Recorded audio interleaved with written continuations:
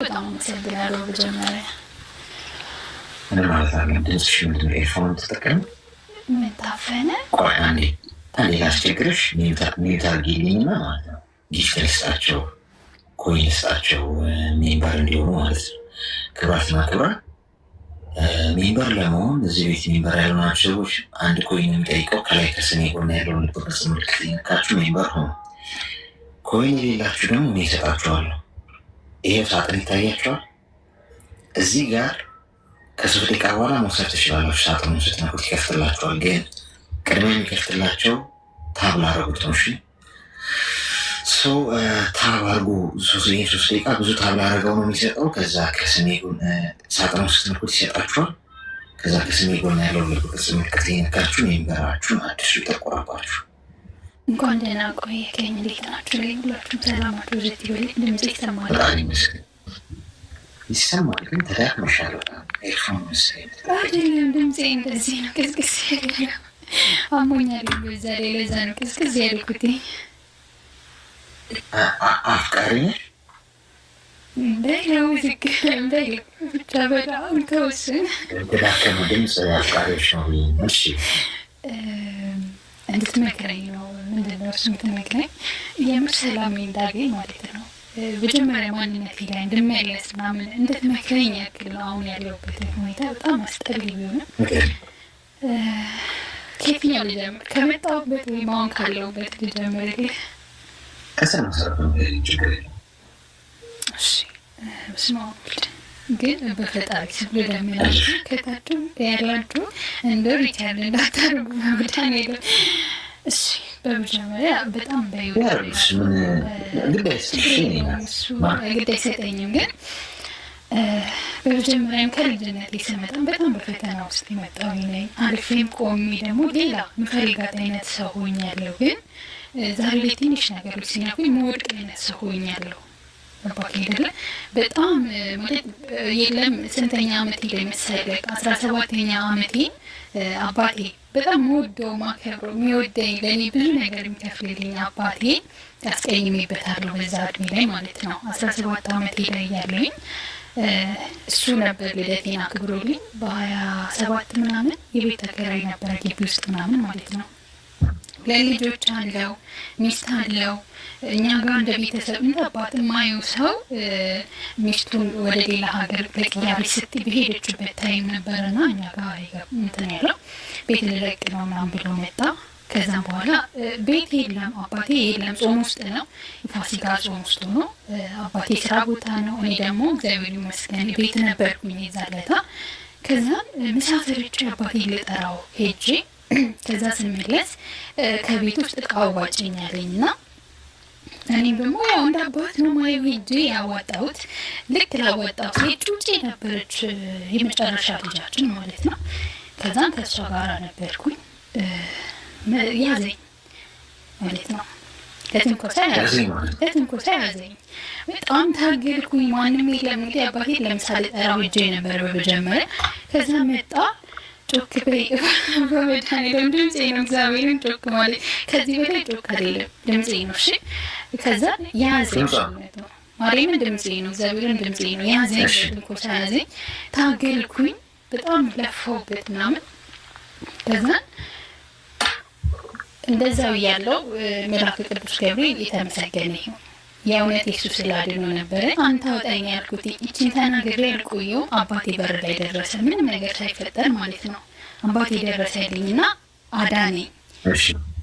ከዛም በኋላ በቃ ከአባቴ ጋር ያለኝ በጀመረ ግንኙነት ፍቅር ምን ያለው ነገር ጥላቻ ማለት ነው። በዛ ስበብ ወንዶችን ጠላሁኝ፣ ሁሉንም ወንዶች ጠላሁኝ ማለት ነው። ከዛ ከአባቴ ጋር እግዚአብሔር ምስክሬን እወደዋለሁ፣ ይናፍቀኛል፣ እስከ ዛሬ ድረስ ይናፍቀኝ። ከሱ ጋር የመጀመሪያው ሰላም እንዲመለስ ማለት ነው። እሱ እናፍቀዋለሁ። አሁን ያለሁት ሀገር የሰው ሀገር በሆንም በቃ ማዘሬም ስታወራኝ እህቴ ስታወራኝ እንኳን እንደናፈኩት ይነግራቸዋል። ግን እኔን አያወራኝም፣ እኔም አላወራውም። ግን ሁሌም ናፍቅ ትናንትና እንኳን እህቴ አባትሽ ናፍቆሻል ታውራኝ እያለ ነው ስትለኝ በዚህ ስሜት ሆኜ አላወራውም ብዬ ጸጥ ነው ያልኩት እና በጣም ያመመኝ። ከዛ አለፍኩት እሱን በቃ ተውኩኝ። ያ ነገር በዚህ ጫና አለ በሰፈር ውስጥ እንደዚህ ተደረገች ማለት ሰው ደግሞ ያልተደረገውን ተደረገ ከወደቅ ከተሰበረች ነው ክት ነው ያን ነገር ቻልኩት ዝም ብዬ ማለት ነው። በቃ ሰፈር ውስጥ እንደዛ ምናምን ሲያንቋሽሽ ነው ጸጥ ብዬ ቻልኩት አለፍኩት። ከዛ እስቲ ከመምጣቴ በፊት ጮኛ ያስኩኝ። ከዛ 18 ዓመት አልፌ ነው 18 ዓመት አካባቢ መጨረሻ ላይ ጮኛ ያስኩኝ። እንግዲህ ወንድ ልጅ ጠልቼ ነበር ተውኩኝ። ጥላቸውን አጠፋሁ። ሁሉም ሰው አንድ አይነት አይደለም የሚለውን በውስጤ እምነት አለና ተውኩኝ እና እኔ ወደዚህ ስመጣ ካዴን ተወኝ ተተወው በቃ አለፍኩ። እሱንም ምንም አድርጌ ለአንድ አመት በቃ ጭራሽ ሰው ቢባል እንትን አልፈልግም አልኩና ተውኩ አለፍኩ። አንድ አመት እግዚአብሔር ይመስገን የምፈልግ በቃ የሆነ የለም ጥሩ ማንነት ያስኩኝ ማለት በቃ የምፈልጋትን አይነት ሰው ጥሩ ማንነት እግዚአብሔር አምላክ ይመስገን ብዬ ተቼ ኖርኩኝ። ከአመታት በኋላ ደግሞ ቆላኝ አቀበጠኝ እግዚአብሔር አምላክ እንትን ስደና ሰው የሆንክ ስትሄድ የሆነ ፈተና ያመጣብህ ጥብጥ እንድትል ሊያጠነክር ይፈልግ ሊያስወድቅ ሊሰራት ይፈልጋል። አቅም ብቻ እሱ የእሱ አመለካከት ነው፣ አምላክ ያውቀዋል። ድጋሜ ጮኛ ያስኩኝ እግዚአብሔር ይመስገን በጥሩ ሁኔታ እየሄድን ያው የታመመ ህይወት ውስጥ ስትገባ እንዴት ነው ትለያያለህ፣ በቃ ትለያያለህ። ተለያየን። ከሱ ይልቅ አሁን በጣም እያመመኝ ያለው ምንድን ታውቃለህ? በጣም መወዳት ማከብራት የኔ ምላት ሁልጊዜም ከኔ ጋር ያለች ጓደኛዬ ምላት ገንዘብ ለምን አላበደርሽኝም በሚል እኔና አንቺ እዚህ ጋር ይብቃናለች። ያማል፣ እግዚአብሔርን ያማል። እና ሁለቱም በአንድ ቀን በተመሳሳይ ቀን እንደዚህ ከህይወት ሲወጣ ብቸኛ እንደሆንክ ሲሰማት በጣም ነው የሚሰማት፣ በጣም ነው የሚያምቅ። እና አሁን ምንድን ነው በጣም ይሰለችኝ፣ እግዚአብሔር እውነት ነው በጣም ስልክ ትብሉኝ፣ በጣም አንቅቶኝ የሆነ እንዴት ነው እግዚአብሔር ይመስገን። ግን እኔ ህይወቴም ለማጥፋት አንድም ቀን ወስኜ አላውቅም። በህይወት የማልወስነው ነገር ቢኖር ህይወት ማጥፋት ነው። መቼም አልወስንም።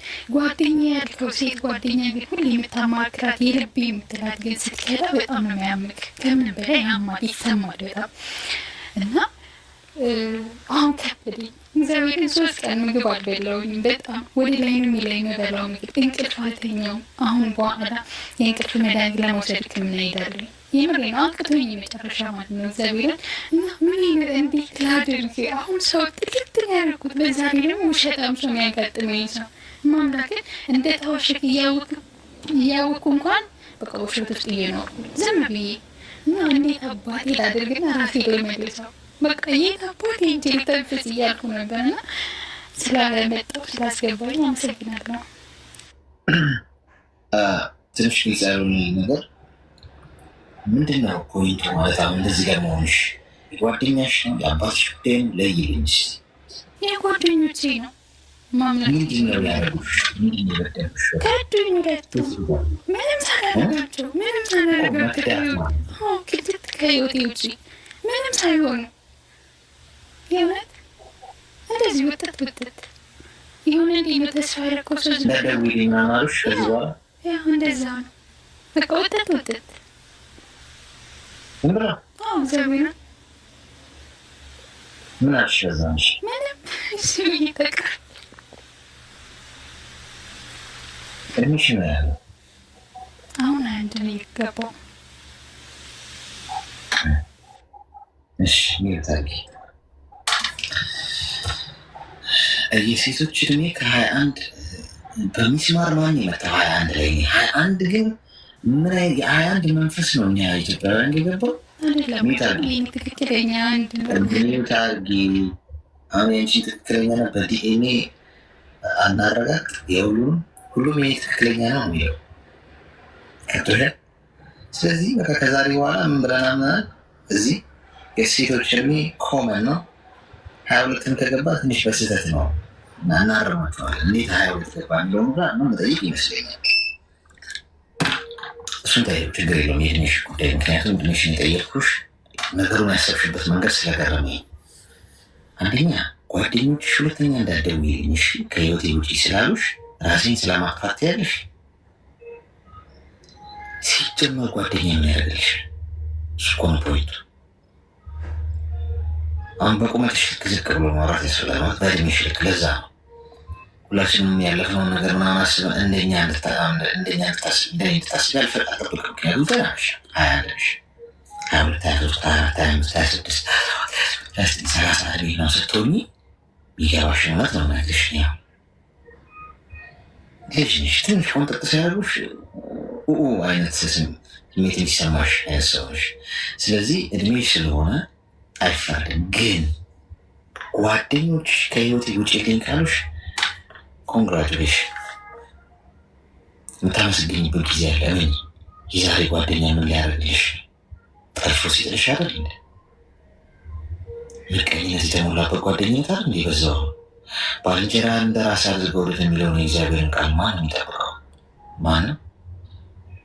ገብቶሻል? ከጀርባው ሲያርድሽ እኮ ነው የሚገኝ። ተመስገን በይ። እኔ የምመክርሽ እንደምንም ጓደኛ አይኖሽ። ጓደኛ ብላችሁ በተለይ ሴቶች ናችሁ የምታበዙት። ጓደኛ ብላችሁ የቤስት ፍሬንድ ሰርክል ይኖራችኋል። እነሱ ማትነግሩት ጉድ የለም፣ አብራችሁ ማትሆኑት ጉድ የለም። ስትጣሉ ነገር ተበላሽ። የሴቶች ጸብ ደግሞ አይበርድም። ወንድ ሲጣላ ይሻላል። ወንድም ሲጣላ ወይ ተደባድቦ ምናምን ተፈነካክቶ ምናምን በቃ እዛ ጋር ያከትማል። የሴቶች ጸብ እስከ ህይወት መጠፋፋት ሊሄድ ይችላል። ሴት እርስ በርስ ሲጣሉ ነው ምላችሁ በጣም አደገኛ። ስለዚህ ሴት ሴትን ላይ ደግሞ ስትቀና ከሴጣን ጋር ልትተባበርብሽ ትችላለች። ከፈለገች የገዛ ቤስት ፍሬንድሽ ልታሳብድሽ ትችላለች። ጥግ ድረስ ልትሄድ ትችላለች። ስለዚህ ሴት ጓደኛ በአይኑሽ ከሆነ የሚመረጠው ይሄ ናት። ይህ ማለት ከሰው ርቀሽ ጥግሽን ይዘሽ ጫካ ኑሪ አይደለም። ሰው ይኖር በዙሪያሽ፣ ተገናኝ፣ አውሪ፣ ሳቂ፣ ተጫውቺ። በዓል ሲኖር አክብሪ። ሶሻል ላይፍ ይኖርሽ፣ የሆነ ሰርክል ይኖር፣ ችግር የለው። ግን ገደብ ይኖርሽ። ስለአንቺ ምንም አይወቁ። ደህና ናችሁ? እግዚአብሔር ይመስገን። እንዲህ ነው በዓል ጥሩ አብረን ሴሌብሬት እናድርግ ነው። በቃ ደህና ደሮች ወደ ቤት እንዲ አለቅ። ምን ያለሽ? ስራሽ ምንድን ነው? ያለሽ ገንዘብ ምንድን ነው? ፍቅረኛ ያለሽ የለሽም ወይ? እቅድሽ ምንድን ነው?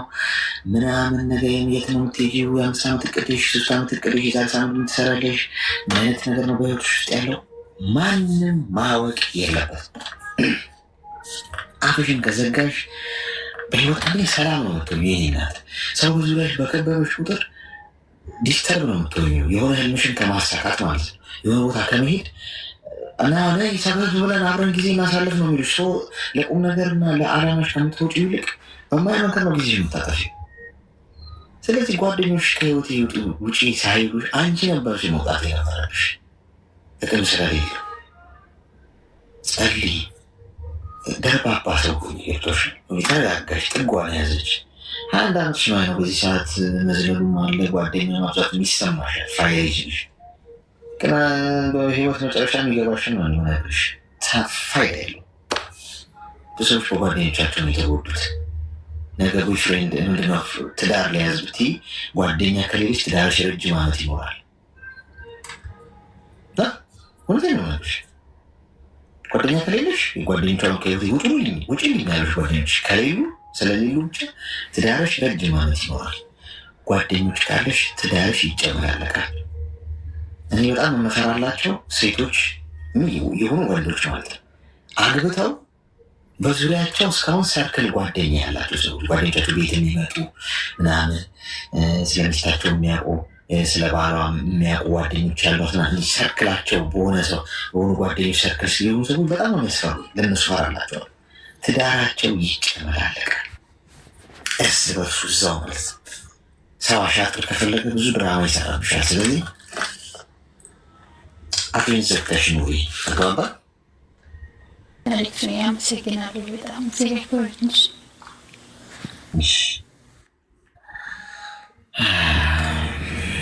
መከራው እምቢ ካለ መከራ ይምከረው። ጓደኛ ያላቸው ሴት ያውጡ። ቤስት ፍሬንድ ያላችሁ የሴት ሴት ሆናችሁ ማለት የሴት ቤስት ፍሬንዶች ያሏችሁ ወንዶችም እንደዚህ ምንድን ያተገኛችሁ ተጠቀሚ። ምን መጨረሻችሁ አያምር። ከሰው ጥጋችሁ ይዛችሁ ጫካ እንደ ጦጣና ዝንጀሮ ጫካ ኑሮ አይደለም እኮ። ግን ተው ጓደኛ ብላችሁ ይውላችሁ ናተው ግድ የላችሁ ማለት እስቲ መጥፎ ሀሳብ መስፎን ከድምታችሁ ና ለዛሬ ይሄ ግድ የላችሁ ታመሰግኑኝ ያላችሁ በፊት የሆዳችሁን አታውሩ። ሁሉ አይወራም፣ ሁሉ አይታይም፣ ሁሉ አይነገርም፣ ሁሉ ለሰው አይታይም።